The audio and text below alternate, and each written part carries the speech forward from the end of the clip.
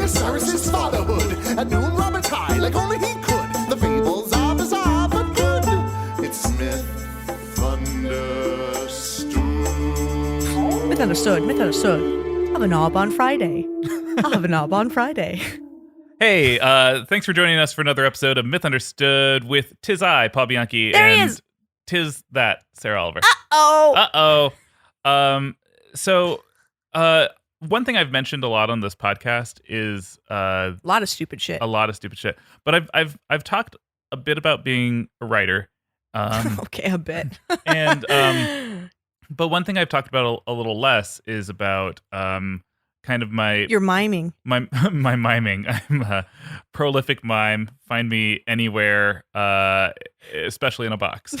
But one of the main jobs that I do is I work as a production designer. What does that entail to the person who does not know what that is? A production designer is I'm like part like I'm gonna go into the full mythology of production design. Yeah. Suddenly. I'm like originated after the movie Gone with the Wind. Yeah, after they didn't have a production designer for that. No, that's true. Wait, they had sets. They had famous sets that burned down. Yes, but the term Okay, production the designer term. was coined because of Gone with the Wind. So because after the production, they were like, "Hey, you didn't just art direct this movie; you designed the production." Okay. So they just were like, let's give you a raise without the money. Yeah, let's give you a grander title. Yeah. And someone might be listening right now and is gonna like fact check that. This is just a story that I've been told. This is a tale around a campfire. And it's sort of like the origin art camp. of many terms in the film industry. It could be completely fabricated. So art department is anything we see on screen, like the sets and the props. Yes. Cool. Sets and props. Thanks for filling that in because I didn't specify that. Anyway, the point of this is going to come back around to mythology, is that Sarah and I worked on a shoot this past weekend, and You did such a good job. Thank you. You did such a good job. No. You did. All right. I said do that, and you did it. I did it. Yeah. I'm your little bitch, and I love it. Put that on a shirt. But one of the things that we had to do was we had to rent furniture, and there's various prop rental places throughout LA, but I live very close to Universal Studios and Warner Brothers Studios. Yeah, you and do. so we rented He lives in the WB Tower. I'm an Animaniac. We rented from WB and Universal in one part due to convenience, but also because they have such a large stock. And They got a lot of stuff I'd throw away. they do, and they also have an online database that you can look at everything that's in their collection. And so when you're working with clients, it's really easy to say like, Pick one out, you idiot. this is exactly what I'm going to get, and there are going to be no surprises. Yeah. Like approve this couch. And when we were at, honestly, when we were at both, but I'm less familiar with Warner Brothers prop house, and Okay. I was up in a part of the prop house, and Is that when you wouldn't let me come upstairs? You said stay by the bathroom. what? Remember? I was like, where are you guys? And you No, said that stay was by that was at Universal, Okay. and it's because of COVID protocol that they Stay were, downstairs. Stay in the toilet. Yeah, that they were like the less people that you can bring up, the better. Mm. And I knew that you're patient zero, so like I didn't want to bring you around. But in the Warner Brothers prop house, there was this very large corner that was just full of Egyptian stuff. Why you didn't show me that? Oh yeah, because you were there for secrets. the pickup day, not the pick out Oh, day. So okay. we were kind of under a time crunch. But yeah, I took a few pictures of them, and it just made me think about how Egyptian architecture, sculpture, costuming, like it's synonymous in many ways with old Hollywood. Oh yeah. Like you have the Egyptian theater here. You have it made me think about like, is it like what made that stand out? Like what was happening in the world of Egyptian archaeology that it became the go-to exoticism that like basically white Hollywood was trying to emulate. Right. Well, they love anytime they can throw in like conflicting cultures too, right? Like Yeah. we're never gonna. No, not never. We should have a movie. I talked about this a lot. Like, I just want to see like a cool fucking movie about Native America. You know, I don't need it when the white people come and fuck everything up. Like, they have so much lore, and I want to see that culture on screen because I think it would be fucking beautiful. But we love like when, you know, conflict movies have conflict. So we keep doing like, and then the Romans came Mhm. and then they sperminated them. And then the Sperminator series. Really great.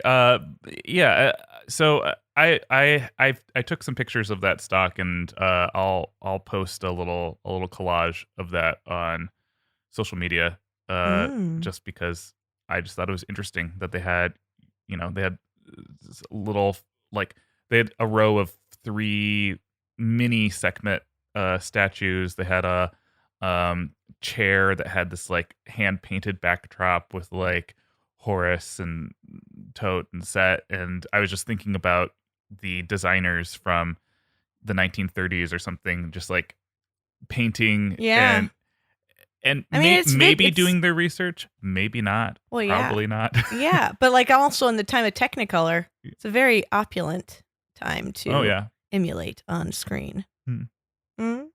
So speaking of opulence, the myth for today was presented to me as being the Cinderella story of ancient Egypt. Oh, I love that. It's going to be worse, huh? I just don't think that it's the thing that unites the stories is a shoe, like looking for a girl based off of a shoe. Well, that's a pretty central plot point, man. Yeah, but you'll see very much how I just hope it's not worse than the Grimm brothers, because when you get into the real Cinderella, I mean, that's yucky. There's no pigeons that peck out girls' eyes, and no one's cutting their toes off. No one's cutting their toes off, or no. Then I'm on board. Yeah. All right. So this one begins in the last of the days of ancient Egypt. Not many years before the country was conquered by the Persians, the land was ruled by a pharaoh named Amasis. So as to strengthen his country against the threat of invasion of Cyrus of Persia, who was conquering all of the known world, he welcomed many Greeks who wished to trade with and settle in Egypt. And they made a city called Naucratis, which was like entirely the Greeks. And so just that being the opening paragraph of it, I was like, well, let's find out about Naucratis. So I tried to find out where it was contemporarily.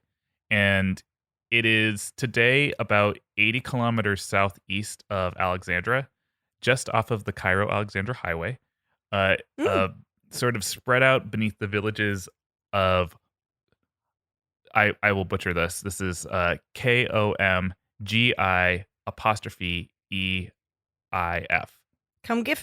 Come-Gif. Something like that. And El Nibira and El Nikrash. And they are all sort of built upon the sprawling archaeological site of Naucratis. The settlement was founded when foreign settlers were granted a monopoly on the Aegean Sea. Later, it became one of the most important Greek commercial centers. Naucratis was the hub of cultural relations between Greece and Egypt until the founding of Alexandria. So, read about that. And then I read that in 1884, the archaeologist Petrie began to excavate the site, and he found that in the northern end of the site, there were 3 temples, one dedicated to Castor and Pollux, one dedicated to Apollo, and one dedicated to Hera. Oh, and they were Greeking it up. They were Greeking it up. And then there was also a tiny shrine dedicated to Aphrodite further in the south. And then, so this is what happens when I research, is I was like, okay, well, I want to see it. Like, what does it look like now? Perfect. So I went on to You went to Egypt. I went to Egypt. I booked travel. It was really hard. I went online and I typed in those towns into Google Maps, and I couldn't find any of them. And so I said, all right, well, 80 kilometers southeast of Alexandria was what I read. So I mapped that out down the Cairo Alexandria highway and like searched around that area on Google, like looking at satellite images, trying to like, I'm like, where are ruins? I need to find these ruins. And then you were like, Google enhance image. I was very much like that. Yeah. And I still couldn't find it. And then I typed in Naucratis. I cross-referenced with these towns, and I found this research site that allowed me to look at 3 free images before it locked me out. What? Because I had to like join. What is this day you had? It was. I told you I did nothing yesterday, but I did like. This is a lot. This is a lot. You yeah. work for the government now. I've been replaced by my evil twin at this point. Yeah. But I did eventually find. I found a map that like showed where the site was in relationship to things, and then I found this like footprint of like what the archaeological site looks like, and where it was next to a river. And then I zoomed in on the river and I found the site. Like I found the footprint that matches the site. And I'm going to show you this at the end too. And I'll post about it because it's so fucking interesting to me. I feel like we're about to go on some sort of like Goonies quest. I found it. It will be a Goonies quest, Sarah, because it's all underwater. Oh. It's under a lake. Oh. All the best places are. Yeah. Now do your Stefan. I don't have a Stefan prepared this time. Did you prepare one for me, writing partner? Yeah, I knew about this. Never. Okay, great. Well, so that's what I discovered. I went down that rabbit hole, but anyway, back to the mythology because that's what you came for. Yeah. To everyone that's tuned out at this point, tune back in.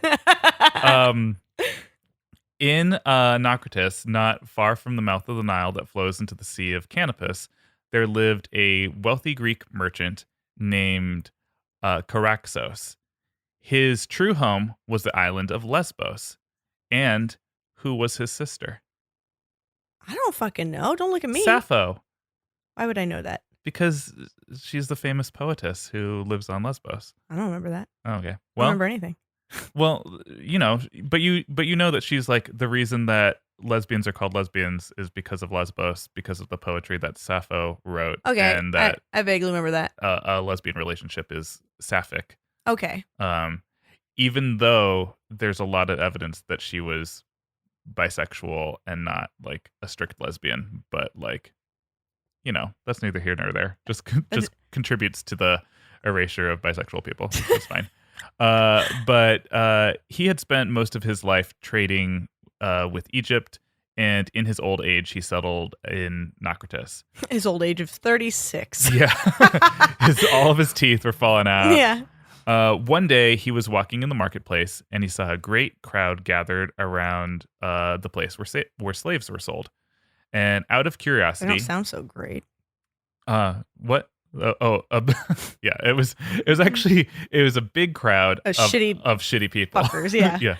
Out of curiosity, he pushed his way into their midst and pushed yeah. out of my way.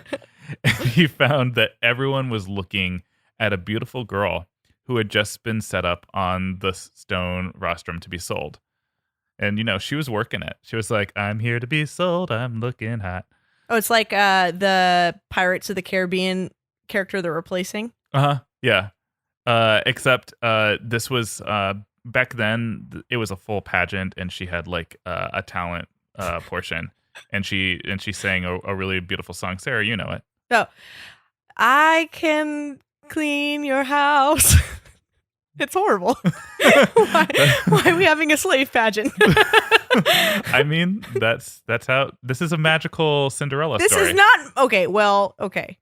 If she gets away from them, it's magical. Yes. Mm-hmm. It's awful. She's probably 12. She probably, yeah. Oh man. Charaxos recognized. I just said Charaxos. Charaxos saw her and recognized her as a fellow Greek person. He could just tell from her complexion and the way that she looked that she was Thracian, and she took his breath away. He had never seen anyone so lovely. Oh man, she's definitely 12.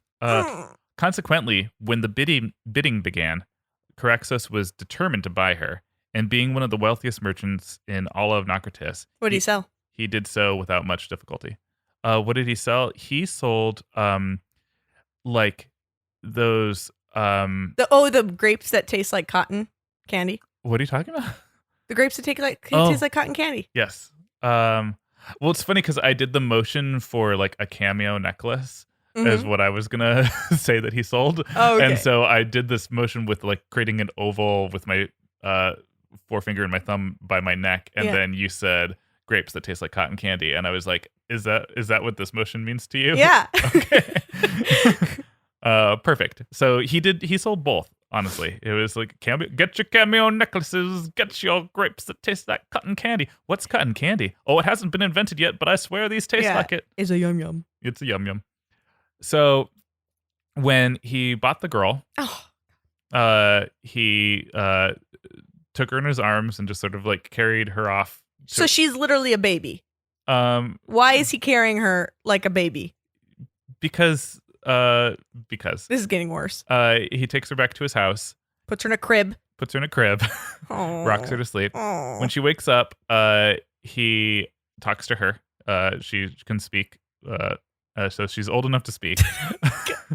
and he learns that her name is Rhodopis, and I'm the dopest. I'm Rhodopis, and I'm the dopest. And when I was younger than I am, Back when I was 1. I was carried off by pirates. Again, carried. From my home in the north of Greece when I was a child. But I'm not a child anymore. I'm a woman. 4. They sold her to a rich man who employed many slaves on the island of Samos, and she had grown up there. One of her fellow slaves was an ugly little man. This is her telling the story. He was the ugliest little fucking man, but he always had the most entertaining stories and fables about animals and birds and human beings. His name was Aesop. Oh, poor Aesop. An ugly fucking little man, but Ugly little man. so entertaining, and I loved him so much. But ew, no, couldn't look at him. Friend zoned hard. Like I was 5, I had my options. But when she had grown up, her master wished to make some money, and he was losing money, and so he decided to Online gambling. Probably, he decided to send her to Naucratis to be sold. So the big let me keep this little ugly guy, and I'm gonna get rid of this little hot thing. Well, given the life of Aesop probably also didn't spend that much time there. Okay. So he was likely also sold up. Like this guy on Samos probably did have a gambling problem. Yeah, he had a problem. Yeah. So Charaxos, I just see the CH and I want to say ch, but I know it's k. Charaxos listened to her tale and pitied her deeply. Why? Because she's a beautiful woman, and they're more deserving of pity than any other person. He literally just bought her. How does he have any pity? He's like, oh no, you were bought and sold, and I just did the same thing to you. Yeah. Yikes. It was a come to Jesus moment. Indeed, very soon he became quite smitten with her as well. Cool. I have options since you bought me. He gave her a lovely house to live in, and with a garden. Her own. Okay. With a garden in the middle of it. The middle of the house? Oh, I mean, yeah, a lot of houses were built like that. That's right. In Assassin's Creed, yeah. Yeah. And gave her slaves to attend on her. Okay, we're not fixing anything here. No, we're not breaking the wheel. No. We're helping one person. Yeah. And he heaped her with presents and jewels and beautiful clothes. Ow, my eye. Got her a new PlayStation 5 hairdo. Spoiled her as if she were his own daughter. Knew it. She's 12. You can tend a garden at 12. Trust me. I did a lot of hard shit at 12. One day, a strange thing happened as Rhodopis the dopest was bathing in the marble-edged pool of her secret garden. It's not that secret. It's in the middle of her. It's in the middle of her house. The slave girls were holding her clothes and guarding her jeweled girdle. And what? Oh yeah, Jude Girdle? jeweled girdle, not Jude. No, I meant to say jeweled. Okay. Jeweled girdle? Yes. Like the thing that makes you not so fat? Yeah, but a girdle is like, I don't know if you've played like an RPG where I've worn a girdle.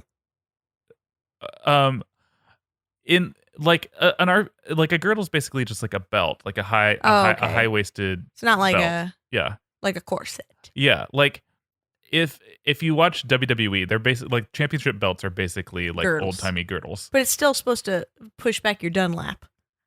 Push back your Dunlap? I've explained to you what a Dunlap is a million times. I forgot. It's the stomach part that hangs over.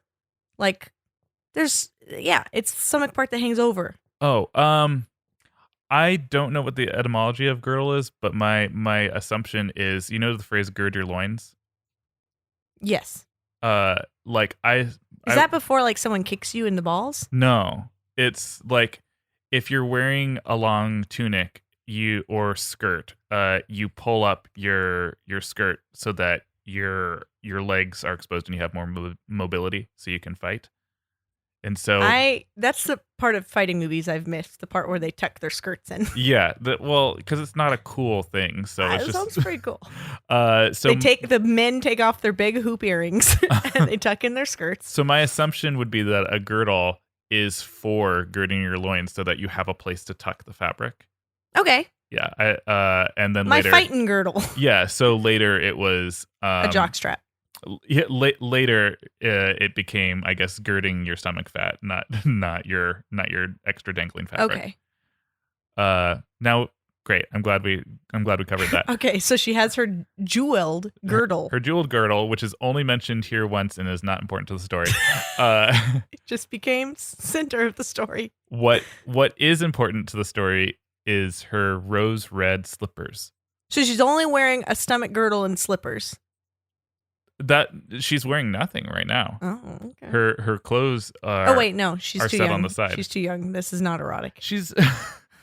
I think, given the life that she's led, she's at least a woman of biblical times age. So yeah, I guess 12.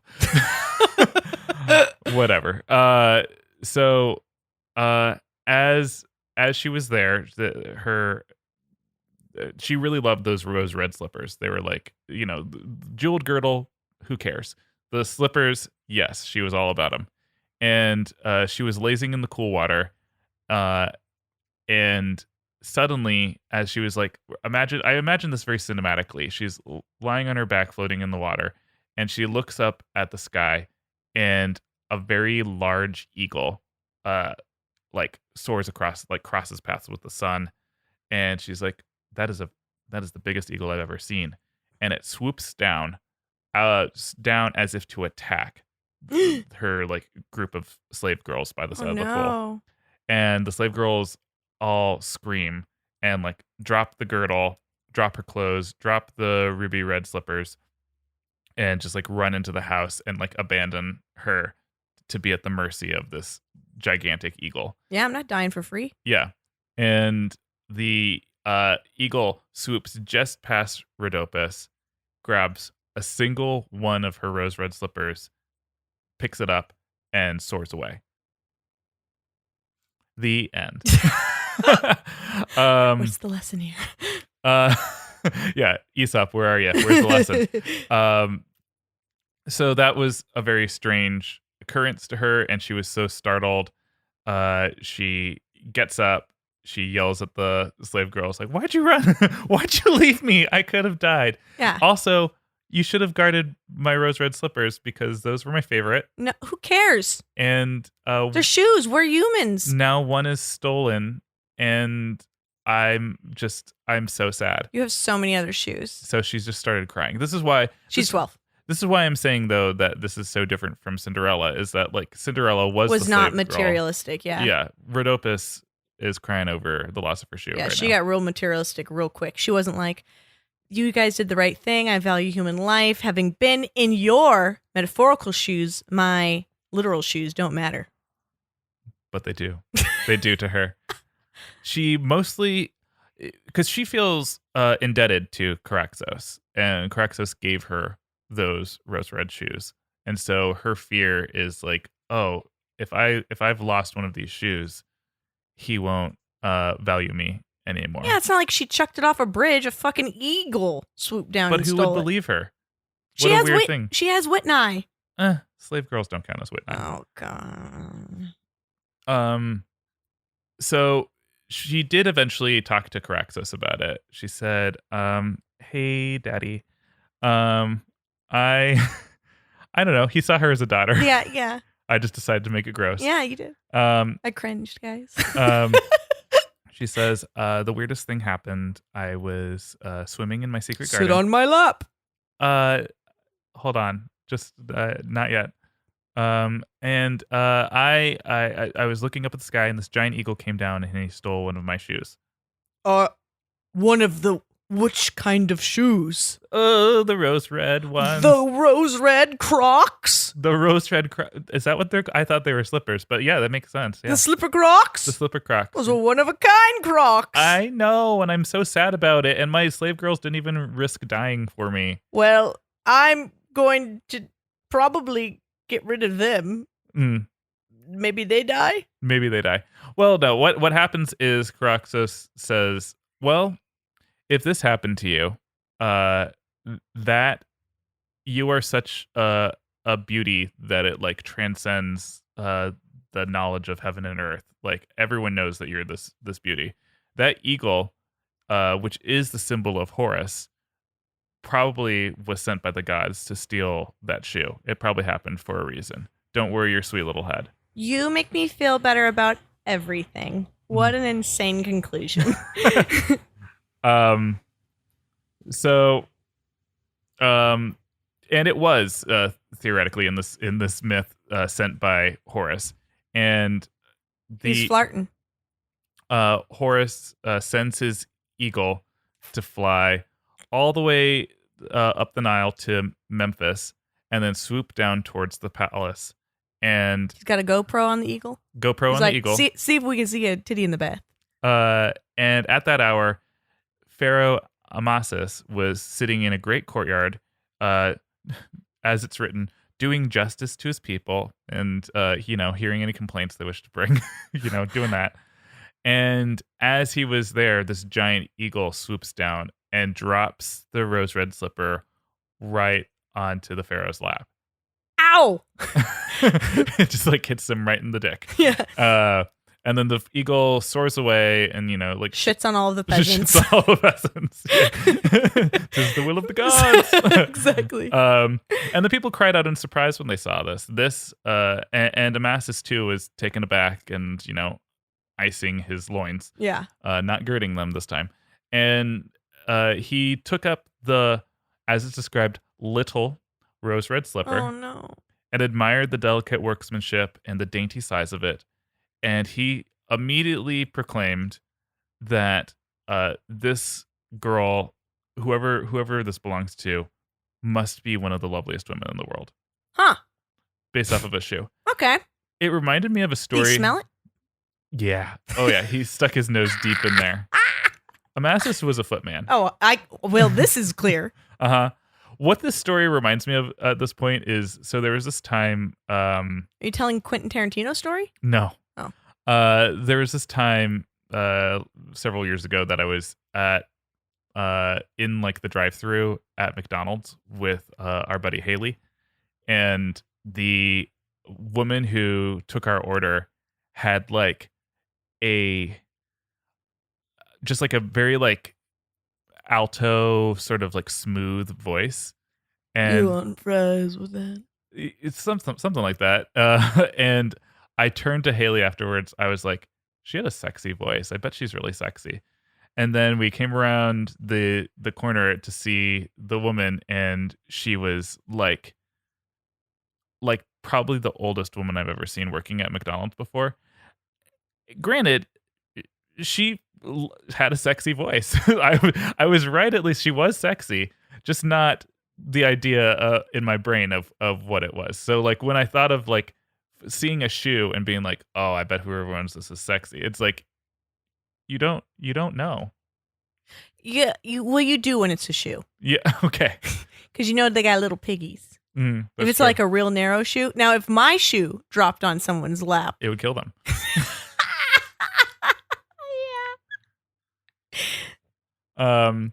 So the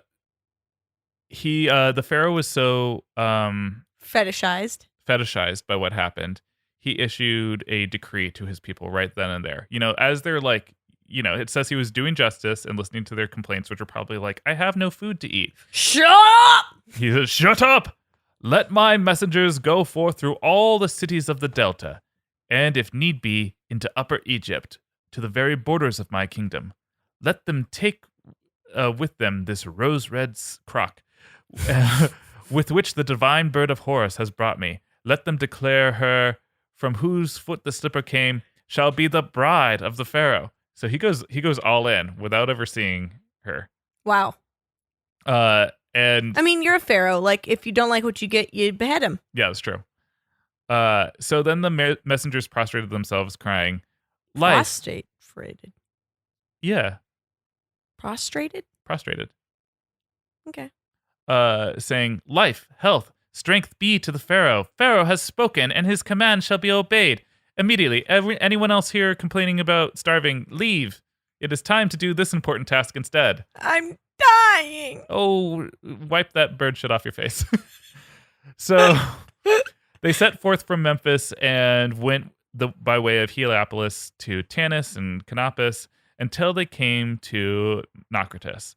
Here they heard the rich merchant Caraxos and how he had bought the beautiful Greek girl in the slave market, and I how wish he we was came here first. and how he was lavishing all his wealth upon her, as if she had been a princess put in the care by the gods. We gotta check out this sugar daddy. Yeah. So they went to the great house beside the Nile and found Rhodopis in the quiet garden beside the pool. When they showed her the rose-red slipper, she cried out in surprise that it was her. That like, oh my gosh, this was the one I was missing. And she held out her foot. She threw off her shoes that she's wearing now and pegged each slave girl in the face. Yeah, she was wearing 6 pairs, and she held out her little foot so they could see how well the foot I can fit her. barely stand. Look how little. It's like a deer hoof.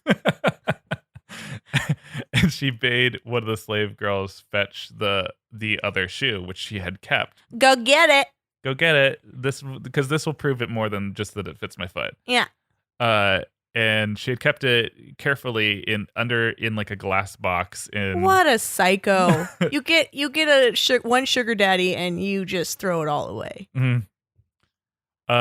And as soon as she had both of the slippers on her feet, the messengers knew that this was the girl whom the Pharaoh had sent them to find. So they put a butterfly net around her. They don't ask her permission. Yeah, I mean, that's her life. Yeah. They say to her, "The good god Pharaoh Amasis, life and health, strength be to him." I've noticed that that's a trend with all of these myths. Is whenever they say Pharaoh, life, health, and strength be to him, it always follows. It's like God save the queen. Mm-hmm. Bids you to come with all speed to his palace at Memphis. I can't run very fast in these heels. Croc heels. There you shall be treated with all honor and given a high place in the royal house of women. For he believes that Horus, the son of Isis and Osiris, sent that eagle to bring the rose-red slipper and cause him to search for you. Such a command could not be disobeyed. Oh. Rhodopis bade farewell to Caraxos, who was torn between joy at her good fortune and sorrow at his loss. My sugar set out daddy. for Amasis. I found a sugary daddier. I understand. I am 36. I don't have long. When Amasis saw her beauty, he was sure that the gods had sent her to him. He did not merely take her into his royal house of women. He came everywhere. Everywhere. All over the peasants. Was still complaining about being hungry. They made her his queen and the royal lady of Egypt. and they lived happily together for the rest of their lives and died a year before the coming of Cambyses the Persian. So they died right before Did everything they went like to fuck. murder to hell. suicide? How do you do that? How do you time that? I mean, he probably died. Oh, and then they're like, Naturally. now is our opportunity. Well, He turned 36. We can pounce. yeah, he died, and then she was probably ordered to be killed to be buried with him. Oh, Yeah, a sweet. sweet story. So I read about this, and I was like, okay, well, so this is a myth, but this is a myth that takes place during the time of recorded history. So what's true about this and what's Great. Do we and get what's not? another 20-minute rabbit hole story? No, it's not a full. I only have one more little paragraph written here at the end. I read some of the work that Herodotus did. Herodotus is that ancient historian that chronicled a lot of this stuff and sort of helped create distinction between what's myth and what's fact. Oh, wow. And he wrote that the prostitutes of Naucratis were well known for being particularly alluring. But part of this being because since this was the Greek epicenter in Egypt, that if you were Egyptian and you wanted a slave woman who had exotic looks, go to Naucratis because that's where the Greek slave women will be. And he said that Caraxus, the brother of Sappho, traveled to Naucratis to purchase the freedom of one woman named Rhodopis, who was bewitchingly beautiful Thracian slave and courtesan. After buying her, though, he set her free. Like this whole myth He of didn't sugar daddy her? no, That's sweet. and she used her freedom to set up a brothel where she built a thriving business Oh, this is such a better movie. and amassed a small fortune. Ooh. And so had like, bought other slave women, but like bought them to work in her employ. So like, Okay. yeah. So, but at least, gave, At least a woman's profiting off of the. yeah. As a as a measure of thanks, she commissioned an expensive votive offering to the gods, which was eventually placed at Delphi, which could have been seen while Herodotus was alive. So that was part of. So he had this piece of physical information in his lifetime where he was like, "Oh, Rhodopis was real. Rhodopis commissioned this thing that existed during his lifetime." Okay. So that's She did not marry the pharaoh. She did not marry the pharaoh. No. Okay. The actual pharaoh's wife was Boring regular person. yeah, just a boring regular person, but she was also known for her beauty. So like And her little toes. and her little toes. So yeah, the story between the two was conflated. Okay. Yeah. So we have two different movies here, right? Yeah. The myth is like I see it like Disney redoes Cinderella-ish this version, and it's a musical. And I see Ariana Grande being cast as Rhodopis. Rhodopis. Uh-huh. Who do you see as Sugar Daddy? Sugar daddy?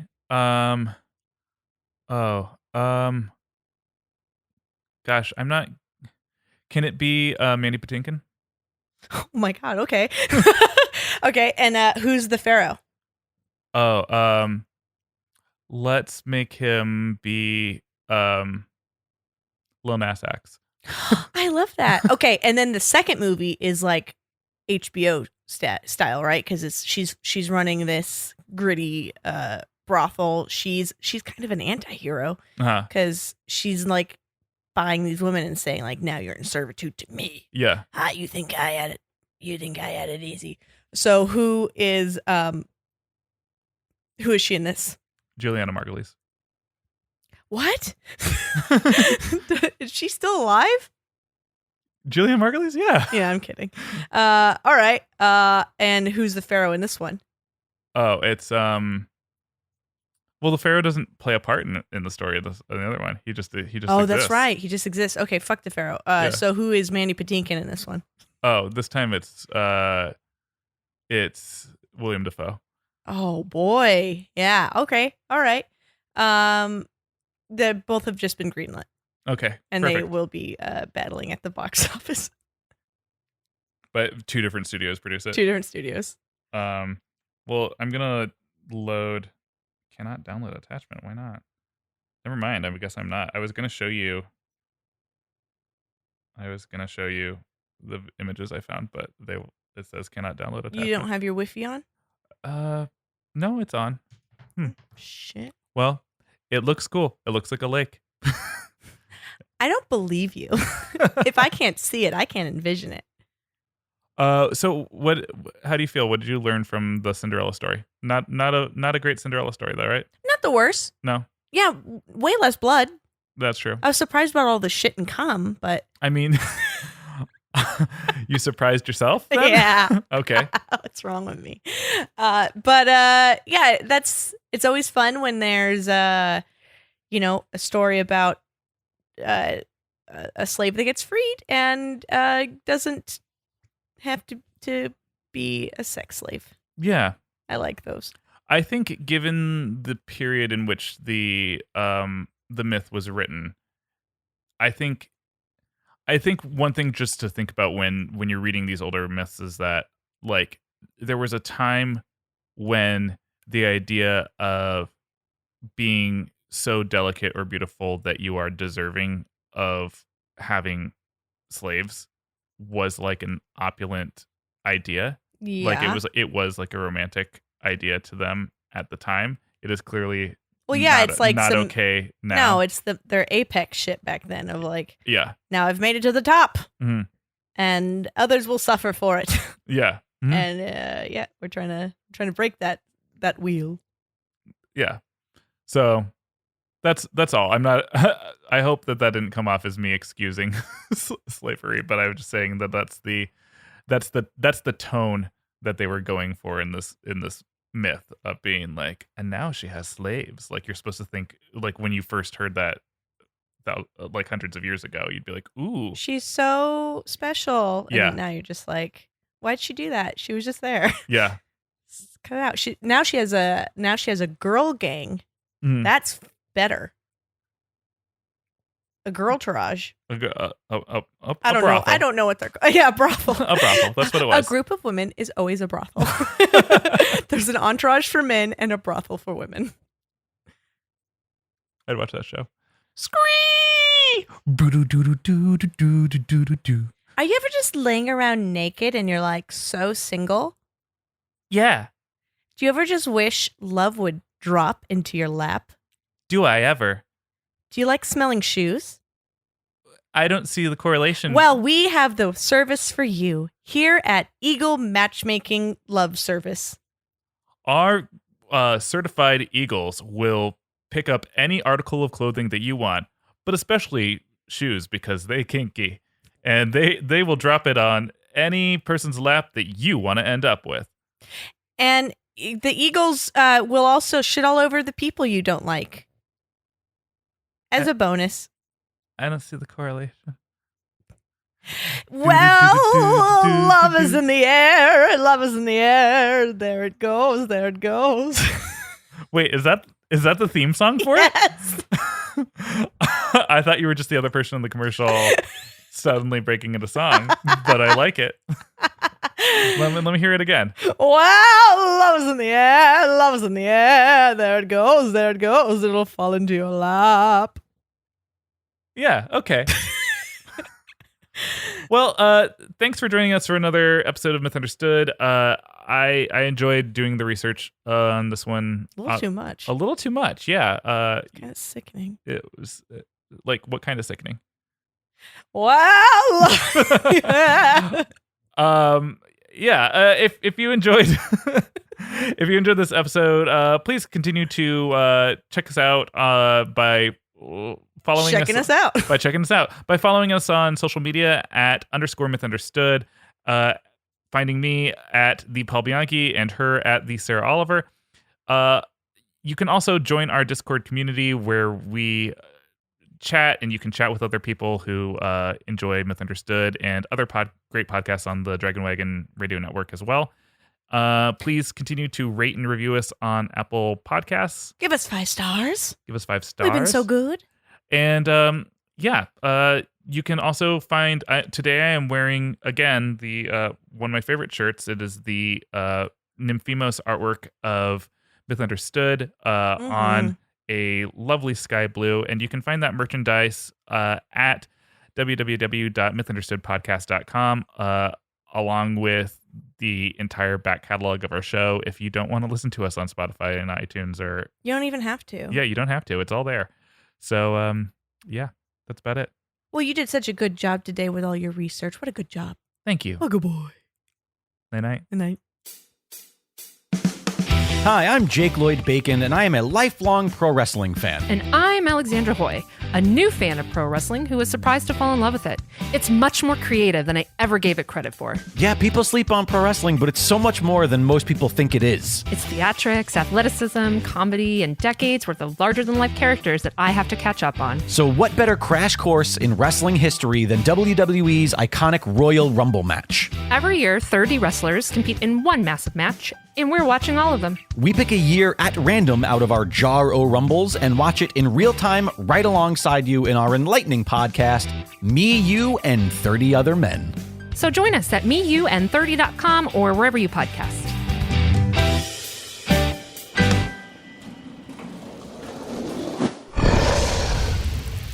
It's Dragon Wagon.